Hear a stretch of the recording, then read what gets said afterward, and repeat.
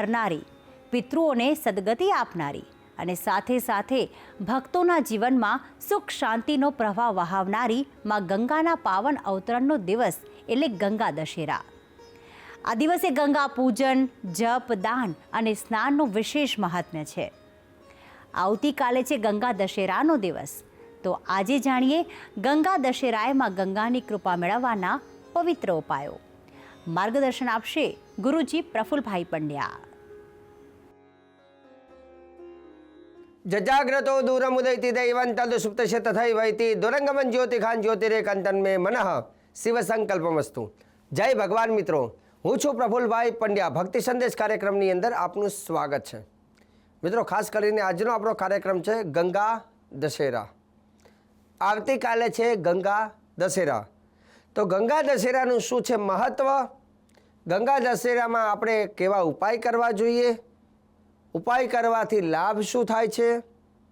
કઈ વાતનું આપણે ગંગા દશેરામાં ધ્યાન રાખવું જોઈએ? તો આ સંપૂર્ણ જાણકારી આજના કાર્યક્રમમાં હું તમને જણાવવાનો છું. દર્શક મિત્રો, ખાસ કરીને ગંગા દશેરા ક્યારે આવતી હોય છે? તો શાસ્ત્ર કહે છે કે જ્યારે જેઠ મહિનો હોય, અજવાળિયું પક્ષ હોય, 10મી તિથિ હોય, તે દિવસે ગંગા દશેરા કહેવાય છે. જેઠ સુદ દસમના દિવસે ગંગા દશેરા કહેવામાં આવે છે. આ દિવસે સ્નાન, દાન, વ્રતનો મહિમા વિશેષ રહેલો છે. જે વ્યક્તિ આ દિવસે સ્નાન કરે છે, ગંગામાં દાન કરે છે અથવા ઉપવાસ કરે છે, તો એ જીવનો ક્યારેય દુર્ગતિ થતી નથી, એની સદગતિ થાય છે. શાસ્ત્ર કહે છે દસમી શુક્લ પક્ષે તું, દસમી શુક્લ પક્ષે તું જ્યેષ્ઠ માસે બુધેહની. દસમી શુક્લ પક્ષે તું, 10મી તિથિ હોય, શુક્લ પક્ષ હોય અને જેઠ મહિનો હોય, જ્યેષ્ઠ માસે બુધેહની અવતીર્ણાયત સ્વર્ગા દ્વયસ્તક્ષે ચ સહિદ્વરા હરતે દસ પાપાની તસ્માત દશહરા સ્મૃતા. જે દિવસે જેઠ મહિનો હોય, 10મી તિથિ હોય, અજવાળિયું તિથિ હોય, તે દિવસને ગંગા દશેરા કહેવામાં આવે છે. અને આ ગંગા દશેરાના દિવસે જે વ્યક્તિ ગંગા મૈયાની પૂજા કરે છે અને સ્વર્ગના દ્વાર ખુલી જાય છે, નરકમાં તે જતો નથી. આવું આ શ્લોકમાં લખેલું છે. સ્કંદ પુરાણમાં આ પ્રમાણ છે. સ્કંદ પુરાણ અનુસાર એવું કહેવાય છે કે જે વ્યક્તિ ગંગા દશેરાના દિવસે ગંગાજીને અર્ઘ્ય પ્રદાન કરે છે, એની સદગતિ થાય છે અને એના પિતૃઓ પણ સદગતિ, પિતૃઓની પણ થાય છે. મિત્રો, આપણે જાણીએ છીએ ગંગાજીને કોણ લાવ્યું હતું? કે ભગીરથ રાજા. એની પણ આખી કથા છે. સગર રાજાએ પહેલાં તપ કર્યું હતું, પછી એમના દીકરા અંશુમાને કર્યું, દિલીપ રાજાએ તપ કર્યું, પછી ચોથી પેઢીએ ભગીરથ રાજાએ કર્યું. કેમ?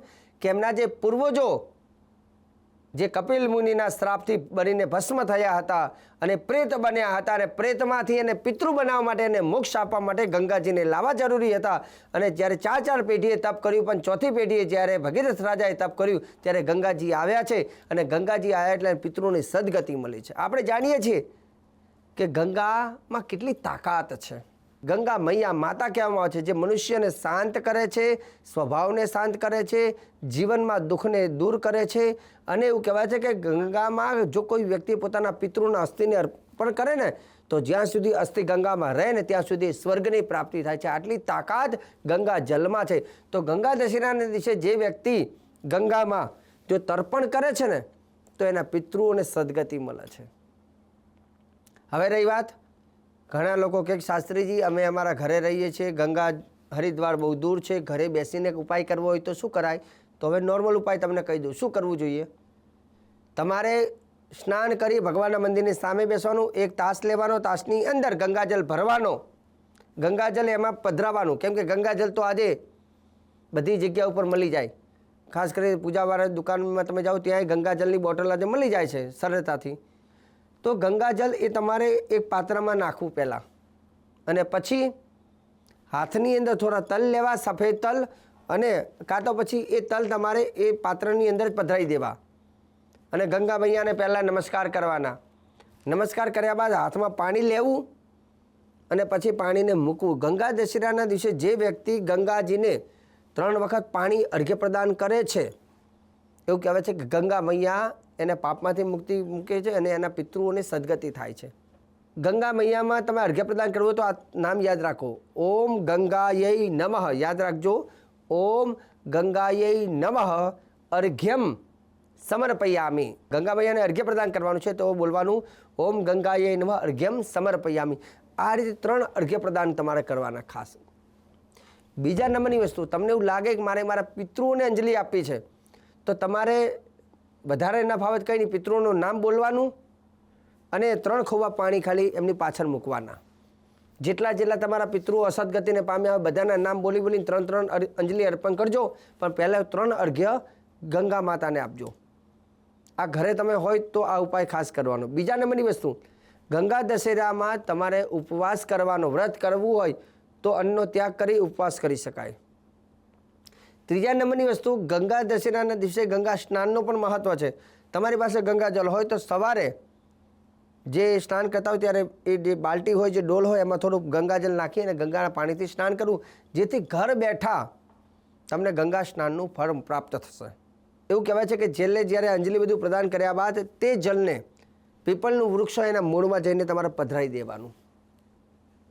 તો ગંગા દશેરામાં ખાસ કરીને ગંગાજીને અર્ઘ્ય પ્રદાન કરજો, તમારા પિતૃને અર્ઘ્ય પ્રદાન કરજો અને ગંગા સ્નાન કરવું અને ગંગા મૈયાનું વ્રત કરવું. વ્રત એટલે ઉપવાસ કરવો. અને એવું કહેવાય છે કે જે વ્યક્તિ આ રીતે કરે છે અને શક્ય હોય તો ગંગા સ્તોત્ર છે, ગંગા સ્તોત્રનો પાઠ પણ તમે ચોક્કસ કરજો. જે વ્યક્તિ આવું કરે છે તે જીવની ક્યારેય દુર્ગતિ થતી નથી, તે જીવની હંમેશા સદગતિ થાય છે. હવે રહી વાત પૂજાની વાત કરવી છે. ગંગા દશેરાના દિવસે ભગવાન નારાયણની જે પૂજા કરે છે તો એવું કહેવાય છે કે એના ઘરમાં ખાસ કરીને લક્ષ્મી આવે છે. વિષ્ણુ પાદાગ્ર સંભૂતે ગંગે ત્રિપદગામિની ધર્મદ્રવેતે વિખ્યાતે પાપમ મેહર જાહ્નવી. શ્લોકમાં લખ્યું છે વિષ્ણુ પાદાગ્ર સંભૂતે ગંગે ત્રિપદગામિની. ભગવાન નારાયણના ચરણમાંથી એવું કહેવાય છે ગંગાજીની ઉત્પત્તિ થઈ છે. અને ઘણા એવું કે ભગવાન શિવજીના મસ્તકમાંથી, બરાબર છે, પણ શરૂઆત ક્યાંથી થઈ તો કે સ્વર્ગમાંથી ગંગાજીને બોલાવવાનું કામ કોને કર્યું હતું? ભગીરથ રાજાએ. અને ગંગાજી સ્વર્ગમાંથી આવ્યા પણ ગંગા મૈયાએ કીધું હતું કે ભાઈ મને કોઈ ઝીલી નહીં શકે તો હું પાતાળમાં જતી રહીશ. ત્યારે એવું કહેવાય ભગીરથ રાજાએ શિવજીનું તપ કર્યું અને કહ્યું કે મારા પિતૃઓની સદગતિ માટે ગંગા મૈયાને બોલાવું છું, તમે એમને સ્થાન આપો નહીં તો પાતાળમાં જતા રહેશે. શિવજી જાણે છે ગંગાને અહંકાર આવ્યું છે. ગંગા મૈયા ફૂલ વ્યક્તિ પૃથ્વી લોક ઉપર આવ્યા ત્યારે શિવજીએ જટામાં એમને પહેલાં બાંધી દીધા અને ત્યાર પછી એમને છોડ્યા છે, એટલે ગંગધાર થઈ હતી. એટલે આ રીતનું પ્રમાણ હોય છે. પણ ભગવાન વિષ્ણુના ચરણમાંથી ગંગાજીની ઉત્પત્તિ બતાવી છે, વિષ્ણુ પાદાગ્ર સંભૂતિ.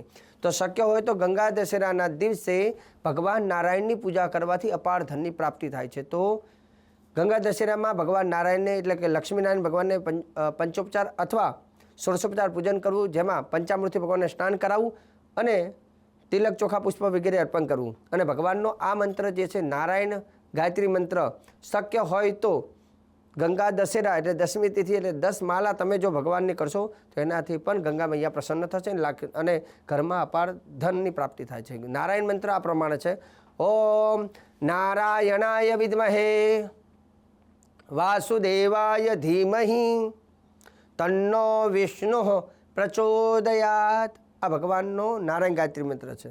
ફરીથી કહી દઉં, ઓમ નારાયણાય વિદ્મહે વાસુદેવાય ધીમહિ તન્નો વિષ્ણુ પ્રચોદયાત. તો આજે ભક્તિ સંદેશ કાર્યક્રમની અંદર ગંગા દશેરાના લઈને મેં સરસ મજાનો કાર્યક્રમ કર્યો છે અને આગળ પણ ભક્તિ સંદેશ કાર્યક્રમમાં હું પ્રફુલ્લ પંડ્યા આવી જ જાણકારી, શ્રેષ્ઠ જાણકારી, સુંદર જાણકારી રોજે રોજ આપતો રહીશ. કાર્યક્રમ જોવાનું ચૂકતા નહીં. મને આપી દો રજા. જય ભગવાન.